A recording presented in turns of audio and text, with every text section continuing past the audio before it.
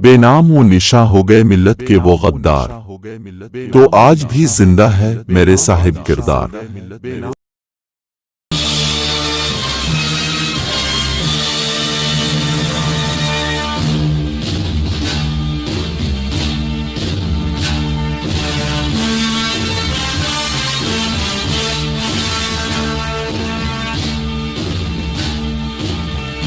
अब तक बागियों के तमाम इलाकों पर कब्जा करके बागी गंगाराम को कैद में डाल दिया। नंदुर्राज हैदर अली के इस कारनामे से बहुत खुश था। इसे बरमला एतराफ़ करना पड़ा। मैसूर की बका के लिए हैदर अली की ज़ात नागुज़ीर है। पूरी रियासत में इस जैसा ज़ीरत दौर में शुजा और बर वक्त सही फैसला करने वाला कोई दूसरा नौजी अफसर मौजूद नहीं। अब आगे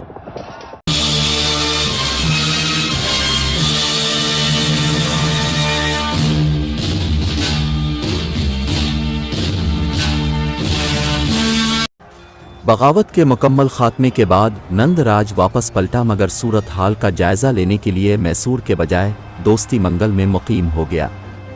हैदर अली भी उसके हमरा था।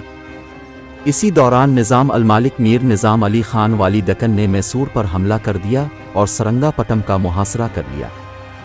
राजा कृष्णा ने अपना कासिद भेजकर हमले का सबब दरियाफ्त करना चाहा तो मीर निज़ाम अली खान ने इंतहाई तहकीर आमेज़ लहजे में जवाब दिया, क्या तुझे याद नहीं रहा कि तेरी फौजों ने वालाजा मोहम्मद अली का साथ दिया था?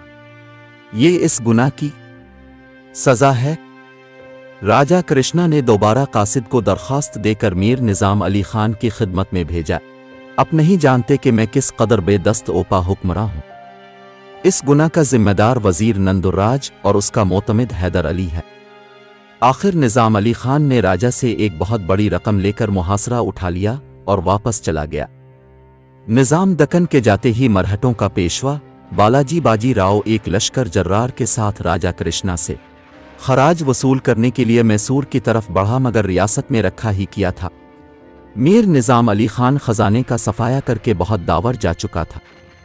आखिर राजा कृष्णा ने 1 करोड़ रुपए की अदायगी का वदा करके जान बचाई। बालाजी बाजी राव ने जमानत तलब की तो राजा ने रियासत का एक बड़ा हिस्सा मरहटों की निगरानी में दे दिया। पेशवा बालाजी बाजी राव जाते जाते सरा की सूबेदारी का भी खात्मा कर गया। नवाब दिलावर खान को कोलार में जागीर देकर उसकी जगह बिलोनित राद मरहट्टा को सरा का सूबेदार मुकर्रर कर दिया गया। बड़ी खौफनाक सूरत हाल थी। राजा कृष्णा भिखारी बन चुका था और रियासत मैसूर किसी करीब अलमर्ग मरीज की तरह आखिरी हिचकियां ले रही थी। कुछ दिन बाद बिलोनित राव को हटाकर गोपाल राव को सरा का ओबेदार बना दिया गया। ये एक सख्त गिर मरहट्टा सरदार था। गोहाल राव ने सूबेदारी के मनसब पर फाइज होते ही राजा कृष्णा से 1 करोड़ रुपए की फौरी अदायगी का मुतालबा कर दिया। राजा इतनी बड़ी रकम कहां से देता? वो तो खुद पाई पाई को तरस रहा था। आखिर गोपाल राव ने बाज़ाब्ता अंदाज में इन इलाकों पर कब्जा करना शुरू कर दिया जो बतौर जमानत पेश किए गए थे। अब मैसूर की हुकूमत सिर्फ सरंगापटम और उसके मुजाफात तक महदूद होकर रह गई थी। यह खबर सुनते ही राजा ने अपनी बेचारगी का मातम शुरू कर दिया। अगर मेरी बात मान ली जाती तो रियासत को ये बुरे दिन देखना ना पड़ते। सरंगापटम पर अब भी वजीरों की हुक्मरानी थी, इसलिए लोगों की ज़बानें खामोश थीं, मगर वो दिल ही दिल में नंदुर्राज को गालियां दे रहे थे। राजा कृष्णा वजीरों और उनके खानदान वालों पर तो अपना गुस्सा ना आतार सका, लेकिन हैदर अली के बीवी बच्चे को कल के इस गोशे में भेज दिया गया जहां अदन दर्जे के खिदमतगार रहते थे। टीपू सुल्तान इस वक्त 2 बरस का हो चुका था और उसने 1 साल से अपने बाप की शक्ल नहीं देखी थी। फातिमा बेगम ने बड़ी मुश्किल से एक मोतबर शख्स के जरिए अपने शौहर को ये पैगाम भेजा, राजा ने आपकी खिदमत का ये सिला दिया है कि वालिदा साहिबा, मैं और टीपू गुलामों से भी बदतर जिंदगी गुजार रहे हैं। हर वक्त 2-4 हिंदू सिपाही हमारी कोठरी के गिर्द चक्कर लगाते रहते हैं और आपके लिए इंतहाई मंश कलिमात इस्तेमाल करते हुए कहते हैं कि वो एक गद्दार मुसलमान था, आजमाइश के वक्त फरार हो गया। मुझे हर घड़ी एक धड़का सा लगा रहता है कि कहीं वो लोग टीपू को कत्ल ना कर दें। एक दिन उन्होंने ये भी कहा था कि अगर हैदर अली वापस ना आया तो उसके जुर्म की सजा उसके बेटे को दी जाएगी। मेरी दरख्वास्त है कि अब सत्ती मंगल को छोड़कर किसी दूसरी रियासत में चले जाइए और इस शहर की तरफ रुख भी न कीजिए कि अब ये शहर इज्जतदारों के रहने के काबिल नहीं रहा। हैदर अली ने अपने एक मोतमिद सिपाही शुजात खान से फातिमा बेगम का खत पढ़वा कर सुना। जब शुजात खान आखिरी सदा तक पहुंचा तो हैदर अली की हालत गैर हो गई। इसके चेहरे पर बैक वक्त गैज़ व गज़ब और अज़ियत व कर्ब के आसार नुमायां थे।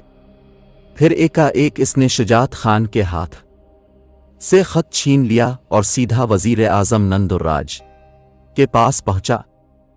क्या हुआ हैदर अली? नंदुर्राज अपने फौजी अफसर की बिगड़ती हुई हालत देखकर घबरा सा गया। हैदर अली ने अपनी बीवी के खत के हवाले से तमाम वाक़ियात सुनाते हुए कहा, मैं सोच भी नहीं सकता था कि महाराज मुझे मेरी खिदमात का ये सिला देंगे। तुम्हें महाराज से कोई तवक्को रखती भी नहीं चाहिए थी। नंदराज ने बड़ी जहानत से पिछले हुए लोहे पर भरपूर जर लगाई और हैदर अली को राजा करिश्ना के खिलाफ भड़काने की कोशिश की। और तुम तो रियासत मैसूर के नए नए मुलाजिम हो, इसलिए पहले ही जख्म की सोजिश से शेख अलिफाठे हो। मेरी तरफ देखो। हैदर अली नंदुर्राज ने अपने सीने पर हाथ रखते हुए कहा, यहां तो जख्मों की कतारें लगी हुई हैं, किसी किसी जख्म को शुमार करो। इस खुद गरज इंसान का पता नहीं चलता और ना अब तक सर आम नंदुर्राज की चिता फून की जा चुकी होती और वजीर आज़म मैसूर की राखुआ में अलिफार रही होती। मैं भी हर हाल में मुसलमान रहूंगा और अब भी अपना मजहब तब्दील नहीं करेंगे, हैदर अली ने हवाओं के रुख को पहचानते हुए कहा। वजीर आज़म नंदुर्राज ने चौंक कर हैदर अली की तरफ देखा। मैं तुम्हारी बात का मफहूम नहीं समझा। अगर मैं किसी महाज पर शिकस्त खा जाऊं तो आप बड़ी आसानी से ये कहकर मेरी पूरी शख्सियत को दागदार बना देंगे कि मैं एक मुसलमान था, इसलिए रियासत मैसूर से गद्दारी करके अपने हम मजहबों से जामिला। हैदर अली के लहजे में तलवार से भी ज्यादा काट थी। नंदुर्राज के पास हैदर अली के इस सवाल का कोई जवाब नहीं था। चंद लम्हों के लिए वो बहुत ज्यादा परेशान नजर आने लगा। फिर बड़ी मुश्किल से इसने अपनी बदहवासी पर काबू पाया और हैदर अली को मुतमईन करने के लिए राख राख कर बोलने लगा, मैं राजा करिश्ना की तरह मुतासिब और तंग नजर नहीं हूं। अगर ऐसा होता तो मैं तुम्हें हिंदू सिपाहियों पर तरजीह क्यों देता?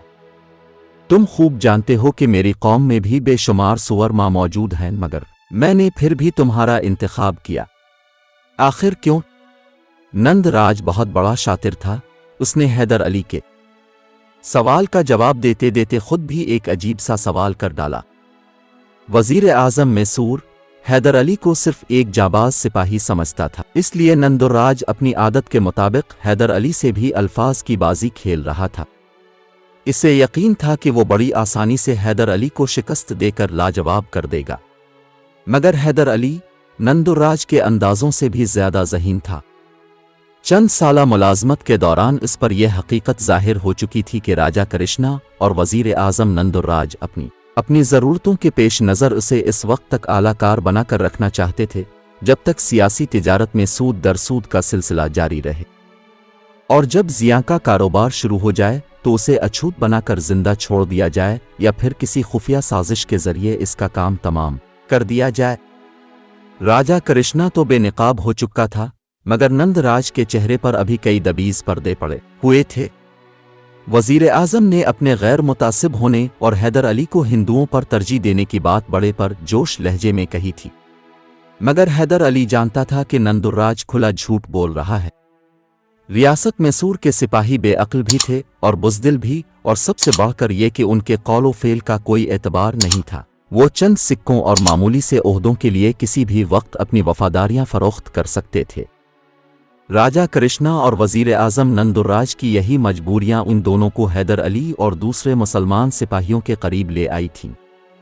हैदर अली इंतहाई ज़हीन होने के बावजूद एक खुले दिल का इंसान था। वो बहुत दिनों राजा करिश्ना और नंदुर्राज को अपना मोहसिन समझकर रियासत मैसूर के लिए जान की बाजी लगाता रहा, मगर हैदर अली की वालिदा, बीवी और बच्चे के साथ पेश आने वाले वाक़ये ने करीब और रियाकारी के सारे तिलिस्म को रेजा रेजा कर दिया था, और अब वो एक नए इरादे और मंसूबे के साथ नंदुर्राज से गुफ्तगू करने आया था। वजीर आज़म मैसूर हैदर अली का चेहरा देख देख कर उसकी जज्बाती कैफियत को महज एक दरियाई सैलाब समझ रहा था, जो 2-4 दिन की सरकशी के बाद आहिस्ता आहिस्ता उतर जाता था। नंदुर्राज को कतना अंदाजा नहीं था कि हैदर अली एक समंदर है और समुद्री तूफान में बहुत की मौजें ज़ेर आब भी मचलती रहती हैं। अगर हमारा वीडियो आपको पसंद आया है तो आप हमारे चैनल को सब्सक्राइब कीजिए और बेल का आइकन को दबाइए। हमारा वीडियो आप तक जल्द से जल्द पहुंचे।